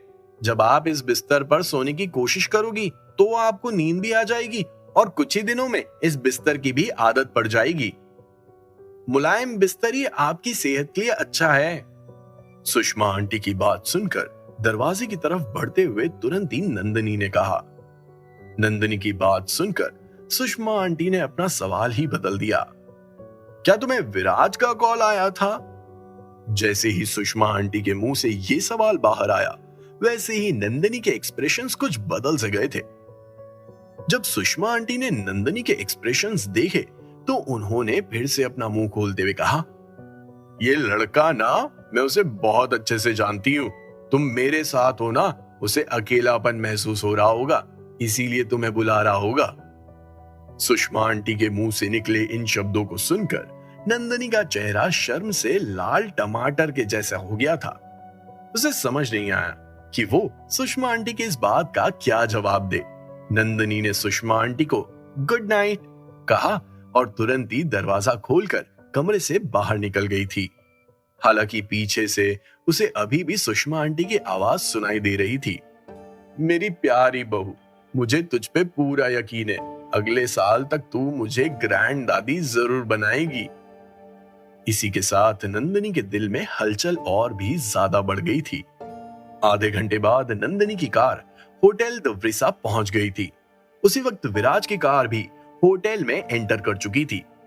जब विराज कार से बाहर निकला तो नंदिनी ने देखा कि विराज के पीछे पीछे एक बूढ़ा आदमी भी कार से बाहर निकला है। नंदिनी के कदम सीधा विराज की तरफ बढ़ने लगे थे। जब नंदिनी विराज के करीब आई तो उसने तुरंत ही कहा, विराज, विराज ये। हालांकि नंदिनी इस समय विराज को विराज सर कहना चाहती थी, लेकिन जब से विराज की दादी ने नंदिनी के कान में वो फितूर डाला था, नंदिनी फॉर्मल होना ही नहीं चाहती थी। हालांकि नंदिनी का सवाल उन बूढ़े अंकल से था जो विराज के पीछे मौजूद थे। नंदिनी के सवाल को और नंदिनी के इशारे को विराज अच्छे से समझ गया था। तुरंत ही विराज ने नंदिनी से कहा, ओ ये लोचन शाह है, अपोलो हॉस्पिटल में डीन है। विराज के मुंह से निकले शब्दों को सुनकर तुरंत ही नंदिनी ने डीन लोचन शाह को ग्रीट किया, हेलो मिस्टर लोचन, और इसी के साथ एक अच्छा जेस्चर दिखाते हुए अपना हाथ आगे बढ़ाया। डीन लोचन शाह ने मुस्कुराते हुए नंदिनी को देखा और कहा, इस महिला के चेहरे को देखकर मैं निश्चित रूप से कह सकता हूं कि फ्यूचर में इसके पास शादी करने के लिए एक अच्छी अपॉर्चुनिटी आने वाली है। जैसे ही नंदिनी ने डीन लोचन शाह के मुंह से ये शब्द सुने, वैसे ही वो शॉक्ड रह गई थी। आखिर विराज डीन लोचन शाह को अपने साथ होटल द व्रिसा लेकर क्यों आया था? क्या विराज को अभी भी अभिमन्यु की मौत में कोई झोल नजर आ रहा था? क्या डीन लोचन शाह अभिमन्यु की मौत की गुत्थी सुलझाने में कोई मदद कर पाएंगे? क्या डीन लोचन शाह की मदद से हमें पता चल जाएगा कि आखिर अभिमन्यु मरा है या नहीं? अगर मरा है तो कैसे? अगर नहीं मरा है तो डीन लोचन शाह उसे होश में लाने के लिए क्या करने वाले थे? जानने के लिए सुनिए cash on my mind pocket FM पर। नंदिनी ने सोचा नहीं था कि उसे डीन लोचन शाह के मुंह से कुछ ऐसा सुनने को मिलेगा। सुषमा आंटी उससे एक परपोता चाहती थी, तो दूसरी तरफ डीन लोचन शाह ने भी नंदिनी की शादी की बात उठाते हुए उसे एम्बैरेस्ड कर दिया था। उसी वक्त विराज ने तुरंत ही अपना मुंह खोलते हुए कहा, अंकल शाह, मुझे लगता है कि हम जिस काम के लिए आए हैं हमें पहले उसे निपटा लेना चाहिए। शादी वादी की बातें तो बाद में भी होती रहेंगी।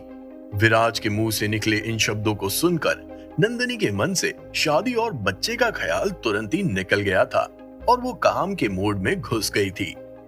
जब विराज ने देखा कि नंदिनी सीरियस हो गई है, तो विराज ने नंदिनी को उस इंसिडेंट के बारे में बताया जो उसने अपोलो हॉस्पिटल में उन बूढ़े अंकल के साथ होते हुए देखा था। जैसे ही नंदिनी ने उस इंसिडेंट के बारे में सुना, वैसे ही उसकी आंखें और दोनों कान ही चमक गए थे और तुरंत ही उसने अपना मुंह खोलते हुए कहा, इसका मतलब क्या अभिमन्यु जिंदा है? नंदिनी के एक्साइट होने के पीछे एक कारण था। अभिमन्यु का नाम काफी फेमस था। अगर वो मरा नहीं है तो सिचुएशन पूरी तरह से बदल सकती थी। लेकिन अगर वो मर गया है और भले ही उसके मरने के पीछे कोई भी कारण हो, रेपुटेशन तो होटल द व्रिसा की वैसे ही खराब होनी थी और साथ ही साथ कंपनी के शेयर के प्राइस पर असर पड़ना भी तय था। जब नंदिनी विराज के विला में थी और सुषमा आंटी के पास बैठी थी, तब उसने ऐसे ही टाइम पास के लिए अपना सोशल मीडिया चेक किया और साथ ही साथ कुछ न्यूज जानने की कोशिश की। उसी वक्त उसका ध्यान इंटरनेट पर एक रिपोर्ट पर गया जिसमें लिखा था, मुंबई शहर के मशहूर होटल द व्रिसा के बिजनेस हेड सीईओ अपने ही होटल के ऑफिस में मिस्टीरियसली तरीके से मृत पाए गए। क्या प्यार ने उनकी जान ले ली या फिर किसी ने बदले की भावना से उन्हें मौत के घाट उतार दिया? इस खबर के साथ ही खूब सारे कमेंट्स भी वायरल हो रहे थे, जिसने एशिया पैसिफिक की खूबसूरत प्रेसिडेंट यानी नंदनी का जिक्र था। इसी के साथ नंदनी के लवर यानी विराज जिंदल का नाम भी उछाला गया था। आप सबको तो पता ही है कि ऐसी खबरें कितनी तेजी से फैलती हैं। ये खबर भी उतनी ही तेजी से बाहर आई। होटल द व्रिसा, अभिमन्यु की मौत, love kills, Asia Pacific president lover Viraj Jindal जैसे कुछ टैग्स आराम से पब्लिक का ध्यान अपनी ओर आकर्षित कर सकते थे। 2 दिन के अंदर अंदर बवाल होना तय था और इसी के साथ इन्वेस्टर्स का हंगामा भी शुरू हो जाता। और अगर ऐसा हुआ तो फिर सिचुएशन पूरी तरह से आउट ऑफ कंट्रोल हो जाएगी और उसे बाद में संभाल पाना बहुत ही मुश्किल होगा। यही वजह थी कि जब नंदिनी को पता चला कि अभिमन्यु शायद जिंदा है तो नंदिनी एक्साइट हो गई थी। अगर अभिमन्यु जिंदा है तो उसने ये नाटक क्यों किया? क्या किसी ने अभिमन्यु को जान से मारने की कोशिश की? इन सभी सवालों पर से पर्दा हटना तय था, लेकिन उसके लिए डीन लोचन शाह को अभिमन्यु को देखना होगा। इसी के साथ विराज ने अपना मुंह खोलते हुए कहा, हम सिर्फ गेस कर रहे हैं, शायद और शायद नहीं भी। चलो ऊपर चलकर देखते हैं। दूध का दूध और पानी का पानी हो जाएगा। अगर वो अपनी मौत का झूठा दिखावा कर रहा है तो उसकी खैर नहीं। ये बोलते हुए विराज के कदम सीधा होटल की तरफ बढ़ने लगे थे और विराज के पीछे पीछे नंदिनी और डीन लोचन शाह भी बढ़ने लगे। 5 मिनट के अंदर अंदर सभी रूम नंबर 302 के बाहर पहुंच गए थे, जहां पर अभिमन्यु की लाश थी। कमरे का दरवाजा खोला गया और जैसे ही सब अंदर आए उन्हें पता चला कि अभिमन्यु कमरे से गायब हो गया है और अपने पीछे वो ग्रीन एंड येलो कलर के लिक्विड का बड़ा खजाना छोड़कर गया है। कहां गया वो? जब विराज ने देखा कि कमरे में कोई नहीं है तो तुरंत ही विराज के मुंह से ये शब्द बाहर आए, मुझे भी नहीं पता। जितना विराज शॉक्ड था, नंदिनी भी उतनी ही शॉक्ड थी। डीन लोचन शाह के कदम उस ग्रीन एंड येलो लिक्विड के भंडारे की तरफ बढ़ने लगे थे। डीन लोचन शाह को गंदगी से कोई दिक्कत नहीं थी। उन्होंने अपनी उंगली उस लिक्विड में डाली और उसे सूंघने लगे थे। ये देखकर तुरंत ही विराज ने अपना मुंह खोलते हुए कहा, अंकल शाह, ये आप क्या कर रहे हैं? विराज का सवाल सुनकर डीन लोचन शाह ने अपना सर हिलाते हुए कहा, ये लिक्विड यहां पर काफी समय से पड़ा है, बिल्कुल वैसा ही। लेकिन टू बी स्पेसिफिक होने के लिए मुझे उस इंसान को देखना ही पड़ेगा, जिससे मैं डिसाइड कर पाऊंगा कि आखिर माजरा क्या है। कहां है वो? पूछो किसी से। विराज ने नंदिनी से अर्ज किया कि वो अभिमन्यु के बारे में जल्दी से जल्दी पता लगाए। उसी वक्त एक आदमी भागते हुए आया और उसने नंदिनी से कहा, नंदिनी मैडम, आपके कहने पर मैंने अभिमन्यु सर की बॉडी की ऑटोप्सी करने के लिए भेज दिया है। वो आदमी और कोई नहीं बल्कि नंदिनी का बॉडीगार्ड सुमित था। जैसे ही नंदिनी ने सुमित के मुंह से ये शब्द सुने, वैसे ही नंदिनी के चेहरे की हवाइयां उड़ गई थी। क्या? कब? कैसे? ये सच है कि नंदिनी ने अभिमन्यु की बॉडी की ऑटोप्सी करने के लिए कहा था, लेकिन डॉक्टर्स ने नंदिनी से कहा था कि वो कल सुबह अपनी टीम भेजेंगे। लेकिन क्या डॉक्टर ने अपनी टीम इतनी जल्दी भेज दी? नंदिनी पूरी तरह से कंफ्यूज्ड नजर आ रही थी। जी मैडम, आज दोपहर में 2 डॉक्टर आए थे। उन्होंने कहा कि आपने अभिमन्यु सर की बॉडी की ऑटोप्सी के लिए बोला है। वो काफी एंग्शियस थे, तो मैंने भी ज्यादा कुछ नहीं पूछा। जैसे ही सुमित ने बोलना खत्म किया, वैसे ही विराज को समझ आया कि जरूर कुछ तो गड़बड़ है और तुरंत ही उसने अपना मुंह खोलते हुए कहा, वो कौन से हॉस्पिटल से आए थे, कोई आइडिया है? कंफर्म तो नहीं कह सकता, लेकिन शायद अपोलो हॉस्पिटल। विराज और बाकी सभी के लिए इतना सुनना काफी था। किसी ने भी आगे सुनने का इंतजार नहीं किया और तुरंत ही विराज, डीन लोचन शाह और नंदिनी अपोलो हॉस्पिटल के लिए रवाना हो गए थे। इसी के साथ डीन लोचन शाह ने हॉस्पिटल के ऑटोप्सी डिपार्टमेंट में कॉल किया लेकिन किसी ने भी उनका कॉल नहीं उठाया था। अब तो यकीन हो गया था, कुछ भी सही नहीं हो रहा था। अपोलो हॉस्पिटल, ऑटोप्सी के दौरान। हालांकि बहुत रात हो गई थी। ऑटोप्सी डिपार्टमेंट में दो डॉक्टर्स अपने हाथ में लिस्ट थामे एक दूसरे से बड़बड़ाते जा रहे थे। डॉक्टर पुलकित, उस लड़के का इसमें क्या फायदा है जिसने हमें फेक लिस्ट बनाने के लिए कहा है? जिस इंसान के मुंह से ये शब्द बाहर आए वो काफी पतला था, लेकिन जिससे वो बात कर रहा था वो शरीर से काफी मोटा था। और उस मोटे डॉक्टर पुलकित ने मुस्कुराते हुए कहा, अपने को क्या करना है कि उसका क्या फायदा है और नहीं। उसने हमें पैसे दिए, हमने पैसे लिए, उसका काम खत्म और हमारा काम भी खत्म। तुम्हें और क्या चाहिए? मैं तो सिर्फ पूछ रहा था, लेकिन ये मामला कोई छोटा मोटा मामला नहीं लगता, वरना इस काम के लिए हमें इतना पैसा नहीं मिलता। हम किसी प्रॉब्लम में तो नहीं फंसेंगे? उस पतले डॉक्टर को अपनी जेब में रखे 5 लाख रुपए का एहसास हुआ और चिंता के मारे उसने ये सवाल पूछ डाला था, तेरी इतनी क्यों फट रही है? डॉक्टर होकर तू एक कावड़ की तरह बिहेव कर रहा है। इस दुनिया में कितने फर्जी काम होते हैं, कितने लोग हैं जो वो काम करते हैं, वो तो नहीं डरते और तू डर रहा है। और हम तो सिर्फ एक ऑटोप्सी कर रहे हैं, हम क्यों डरे?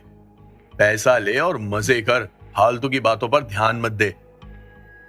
डॉक्टर पुलकित की बात सुनकर उस पतले डॉक्टर को थोड़ा रिलीफ मिला, लेकिन तभी डॉक्टर पुलकित ने फिर से अपना मुंह खोलते हुए कहा, एक बात और बता देता हूं, हम दोनों के अलावा ये बात किसी को पता नहीं चलनी चाहिए। उस नए डीन, क्या नाम है उसका, शाह, हाँ, उसको तो बिल्कुल भी नहीं पता चलनी चाहिए। वो बहुत हरामी है, साला आर्मी से आया है, वो सच्चाई की मूरत है। पता है ना उसने क्या किया? वो उस दिन डॉक्टर भार्गव, वो जनार्दन कोहली के कमरे वाले पेशेंट का इलाज करने से मना कर रहे थे ना, वो शाह ने डॉक्टर भार्गव को लंबी छुट्टी पर भेज दिया है। तभी तो आज डॉक्टर भार्गव हॉस्पिटल नहीं आए। उससे बच कर रहना, ये सब उसे पता नहीं चलना चाहिए, वरना दुनिया का तो कुछ नहीं कह सकते, लेकिन वो हमें जान से मार देगा। डॉक्टर पुलकित की बात सुनकर उस पतले डॉक्टर ने तुरंत ही अपना सर हिलाया। उस कांड के बारे में सभी को पता चल चुका था। हाँ, वो बात अलग है कि डॉक्टर भार्गव के बारे में हर किसी को नहीं पता था, लेकिन उस नर्सिंग ऑफिसर के बारे में पूरा हॉस्पिटल जानता था।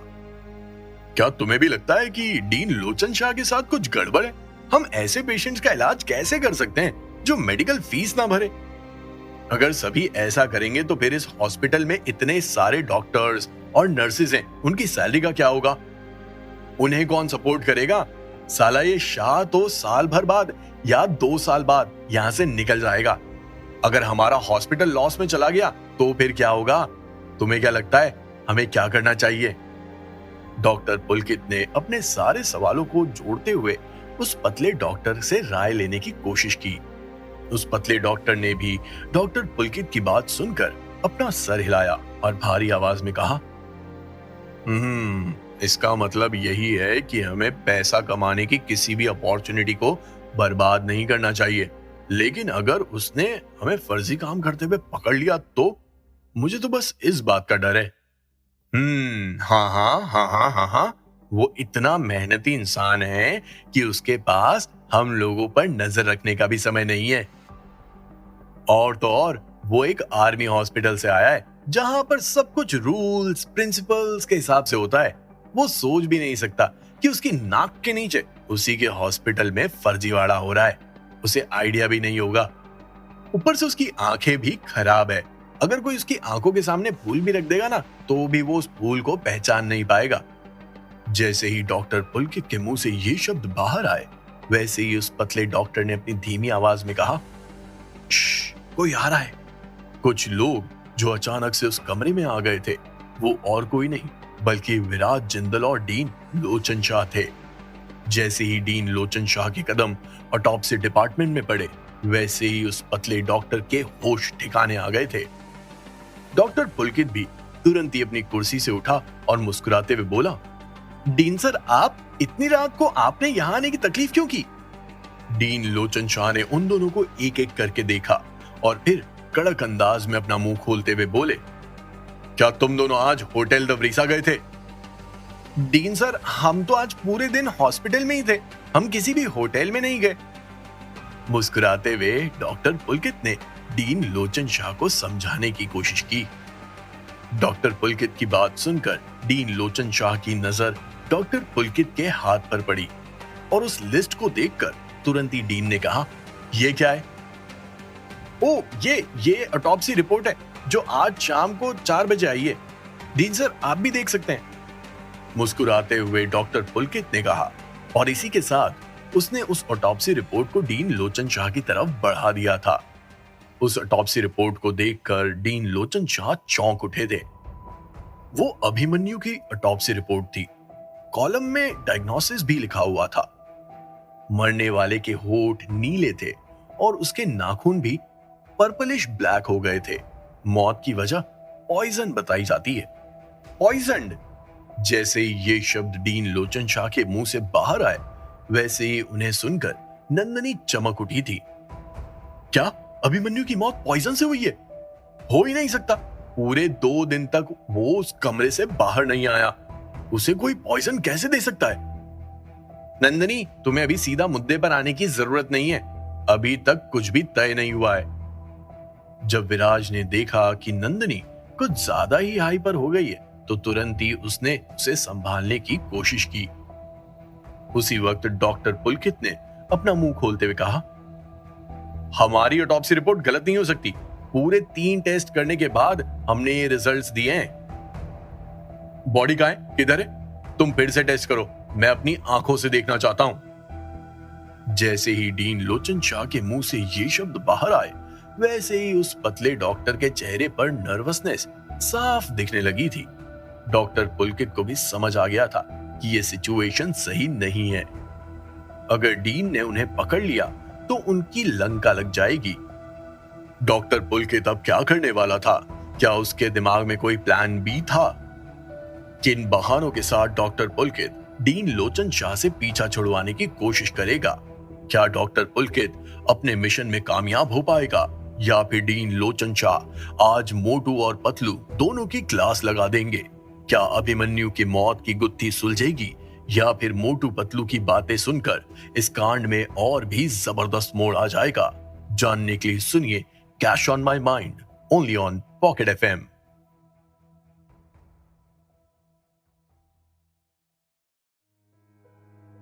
डॉक्टर पुलकित को जल्दी से जल्दी कुछ करना था, वरना सिचुएशन उसके हाथ से निकल सकती थी। तुरंत ही डॉक्टर पुलकित ने अपने दिमाग के साथ साथ अपना मुंह चलाते हुए कहा, डीन सर, क्या मैं जान सकता हूं कि उस मरे हुए इंसान से आपका क्या रिश्ता है? क्या आप कुछ ज्यादा ही भावुक हो रहे हैं? आप परेशान मत होइए, ये मैटर आप हम दोनों पर छोड़ दीजिए, हम आराम से हैंडल कर लेंगे। इस कमरे में बहुत बदबू है, क्यों ना आप बाहर। इससे पहले कि डॉक्टर पुलकित अपनी पूरी बात कह पाता, डीन लोचन शाह ने उसे बीच में ही टोकते हुए कहा, बॉडी कहां है? उसका तो वो बॉडी का तो अंतिम संस्कार हो गया। जब डॉक्टर पुलकित ने डीन लोचन शाह का कठोर चेहरा देखा, तो डॉक्टर पुलकित भी पैनिक मोड में आ गया था। सैंपल का क्या हुआ? जब उस पतले डॉक्टर ने देखा कि डीन लोचन शाह सवाल जवाब से पीछे हटने वाले नहीं है, तो उसके हाथ पैर दूझने लगे थे। वो हमने स्पेसिमेन नहीं रखा। नॉनसेंस! क्या तुम दोनों मुझे बेवकूफ समझते हो? मैं बूढ़ा जरूर हूं, लेकिन मेरा दिमाग अभी भी काम करता है। जैसे ही उस पतले डॉक्टर के मुंह से वो शब्द बाहर आए, वैसे ही डीन लोचन शाह ने चिल्लाते हुए डांटना शुरू कर दिया था, अगर तुम दोनों ने मुझे सच नहीं कहा तो मैं तुम दोनों की जिंदगी नरक बना दूंगा। ये सफेद कपड़े पहनकर तुम दुनिया के सामने बहुत होशियारी मारते हो, लेकिन जब इन सफेद कपड़ों की रिस्पेक्ट, इंटीग्रिटी और डिटर्मिनेशन की जब बात आती है, तो तुम लोग अपने आप को बेच आते हो। लेकिन ये नाटक मेरे सामने नहीं चलेगा। मैं तुम दोनों को 10 सेकंड का समय दे रहा हूं, मुझे सच बता दो। शायद मैं तुम्हें छोड़ दूं। अगर नहीं बताओगे तो अपनी जिंदगी पुलिस स्टेशन में काटने के लिए तैयार हो जाओ। डीन लोचन शाह की कड़क और फर्म आवाज सुनकर उस पतले डॉक्टर का साइकोलॉजिकल डिफेंस सिस्टम कोलैप्स हो गया था।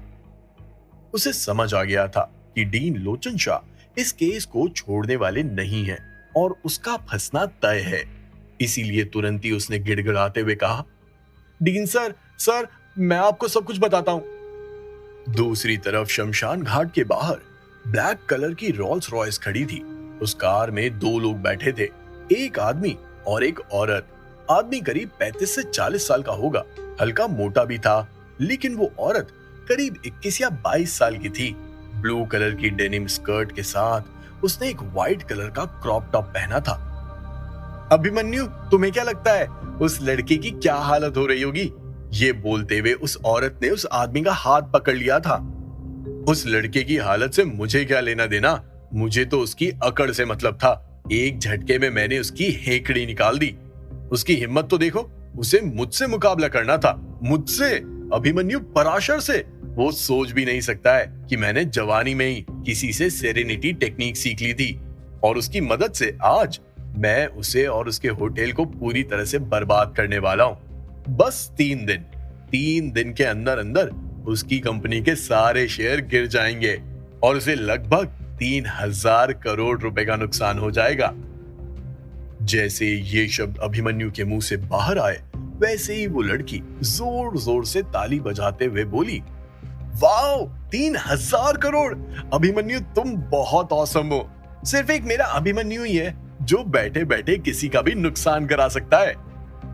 उस औरत की मीठी चुपड़ी बातें अभिमन्यु को काफी पसंद आ रही थी, लेकिन अचानक से अभिमन्यु को कुछ याद आया और उसने उस औरत से कहा, अच्छा हाँ, मैंने तुमसे ऑनलाइन पोस्ट करने के लिए कहा था, क्या तुमने पोस्ट किया? मेरे पास पैसे नहीं है और मुझे लगता है कि लोगों को वो सब देखने में ज्यादा मजा नहीं आएगा।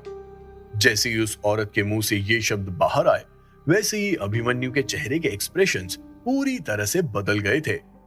तुम इतनी स्टूपिड कैसे हो सकती हो? मैंने तुमसे कहा था कि तुम्हें ट्रोल करने वाली आर्मी बनानी होगी। ट्रोल करने वाले लोग ऐसे ही नहीं मिल जाते हैं, पैसा खर्च करना पड़ता है। अगर तुमने पैसा खर्च किया तो वो आर्मी तुम्हारे साथ खड़ी रहती। जैसा तुम चाहो वैसा होता है फिर। अभिमन्यु ने कड़क अंदाज में उस औरत से कहा।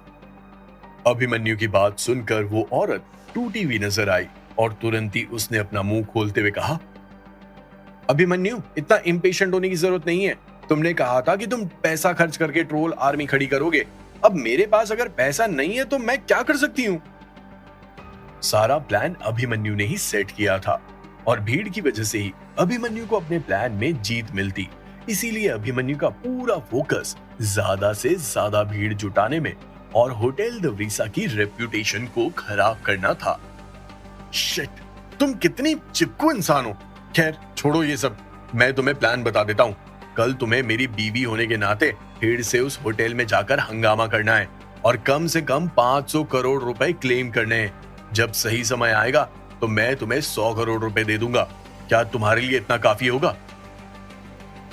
अभिमन्यु की बात सुनकर उस लड़की की आंखें फटी की फटी रह गई थी। वाओ, 100 करोड़ रुपए! अभिमन्यु, क्या तुम अपनी बात से मुकर तो नहीं जाओगे? उस लड़की ने अभिमन्यु से कहा, नॉनसेंस, क्या मैंने तुमसे कभी झूठ बोला है? क्या ऐसी कोई चीज है जो मैंने तुम्हारे लिए नहीं खरीदी हो?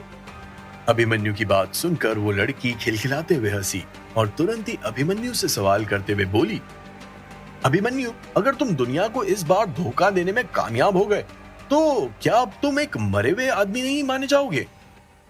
तुम ऐसा बोल सकती हो, लेकिन ये बिल्कुल भी जरूरी नहीं है। मैं मरा हुआ इंसान हूं, लेकिन उसके बाद भी तुम्हारे साथ बहुत कुछ कर सकता हूं। ये बोलते हुए अभिमन्यु कुछ ज्यादा ही नॉटी हो गया था। धक्का देते हुए उसने उस लड़की को सीट पर लेटाया और अपना एक हाथ उस लड़की की स्कर्ट में डाल दिया था। नहीं, रुको, रुक जाओ। जैसे ही उस लड़की ने देखा कि अभिमन्यु एक भूखे शेर की तरह उस पर टूटने वाला है, तो तुरंत ही उस लड़की ने चिल्लाते हुए अभिमन्यु को रोक दिया था। उस लड़की की यह हरकत देखकर अभिमन्यु चौंक गया था। तुरंत ही अभिमन्यु ने अपना मुंह खोलते हुए कहा, यह क्या बकवास है? पिछले 2 दिन से मैं एक मरे हुए इंसान की तरह एक ही पोजीशन में पड़ा था। आज जब मुझे हिलने का मौका मिला है तो तुम मुझे मारना चाहती हो? अभिमन्यु के एक्सप्रेशंस देखकर उस लड़की के चेहरे पर चार्मिंग वाली स्माइल आ गई थी। अभिमन्यु, मैंने इसलिए रोका क्योंकि हमने उस हरामी विराट जिंदल को सबक सिखाया। इस मौके पर पार्टी तो बनती है, at least one pack for his downfall. Celebration के बाद तुम्हें मेरे साथ जो करना है करो। मैं ऊपर से नीचे तक और अंदर से बाहर तक सिर्फ तुम्हारी ही हूं। ये बोलते ही उस लड़की ने पैसेंजर सीट के सामने वाली ड्रॉर से एक रेड वाइन की बोतल बाहर निकाली और इसी के साथ एक वाइन ग्लास भी बाहर निकाला। एक वाइन का ग्लास देखकर वैसे तो अभिमन्यु को थोड़ा ताज्जुब हुआ, लेकिन जब डिंपल ने अपने हाथ से जाम भरा तो अभिमन्यु के मन से सारे शिकवे दूर हो गए थे। तुम किसी डिमोन से कम नहीं हो। तुम्हारे थॉट्स वाकई में काफी थॉटफुल हैं। ये बोलते हुए अभिमन्यु ने उस लड़की के हाथ से उस वाइन के ग्लास को उठाया और एक ही झटके में वाइन को अपने गले से नीचे उतार दिया था। उसके बाद अभिमन्यु ने उस वाइन ग्लास को साइड में फेंका और एक बार फिर से उस लड़की के ऊपर कूद पड़ा था। इस बार उस लड़की ने रेजिस्ट नहीं किया और अभिमन्यु किसी भूखे शेर की तरह उस पर टूट पड़ा था। करीब 1 से 2 मिनट बाद अभिमन्यु का पूरा शरीर कांपने लगा था और कुछ इस तरह से कांप रहा था जैसे मानो उसे जहर दे दिया गया हो। यू तुमने मुझे क्या पिलाया? अचानक से अभिमन्यु को एहसास हुआ कि कुछ तो गड़बड़ है और इसी के साथ अभिमन्यु ने उस लड़की को चूमना बंद कर दिया था। अभिमन्यु ने उस लड़की का गला घोंटने की कोशिश की, लेकिन अभिमन्यु के शरीर में अचानक से इतना तेज दर्द होने लगा था कि अभिमन्यु अपने एक्शंस पर कंट्रोल नहीं रख सकता था। इसके बाद भी अभिमन्यु ने जैसे तैसे उस लड़की की गर्दन पकड़ी और लाल चेहरे के साथ कड़क अंदाज में बोला, यू बिच, तू मेरे खिलाफ साजिश रचने की हिम्मत रखती है? मैं तुझे मारना चाहता हूं, मैं तुझे जान से मार दूंगा। अभी अभिमन्यु ने उस लड़की की गर्दन पकड़ी ही थी कि तभी अचानक से रोल्स रॉयस का पीछे वाला दरवाजा खुला और एक आदमी उसमें अंदर आकर बैठ गया। Do you need help? जैसे ही उस आदमी के मुंह से ये शब्द बाहर आए, वैसे ही अभिमन्यु ने पीछे मुड़कर देखा और उस गंजे आदमी को देखकर अभिमन्यु की आंखों में चमक आ गई थी, क्योंकि वो गंजा आदमी और कोई नहीं बल्कि अभिमन्यु का ही सबऑर्डिनेट रजाक था। रजाक, तुम एकदम सही समय पर आए हो। ये इस बिच ने मेरे साथ साजिश रचने की कोशिश की है। तुम इससे सबक सिखाओ।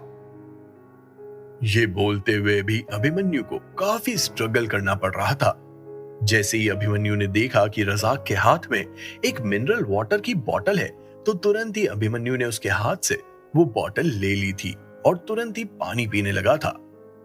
जब अभिमन्यु पानी पी रहा था, तब अभिमन्यु ने सोचा कि रजाक सिचुएशन को संभाल लेगा, लेकिन पानी पीने के बाद जब अभिमन्यु ने देखा कि रजाक अपनी जगह से हिला भी नहीं है, तो अभिमन्यु को इतना गुस्सा आया कि उसने उस पानी की बोतल को कार से बाहर फेंका और जैसे तैसे स्ट्रगल करते हुए अपनी कड़क आवाज में रजाक से कहा, यहां बैठे बैठे किसका इंतजार कर रहे हो? क्या तुमने सुना नहीं मैंने क्या कहा? अभी का अभी इस बिच को पकड़ो। इसी के साथ अभिमन्यु की खांसी भी शुरू हो गई थी और वो जोर जोर से खांसने लगा था।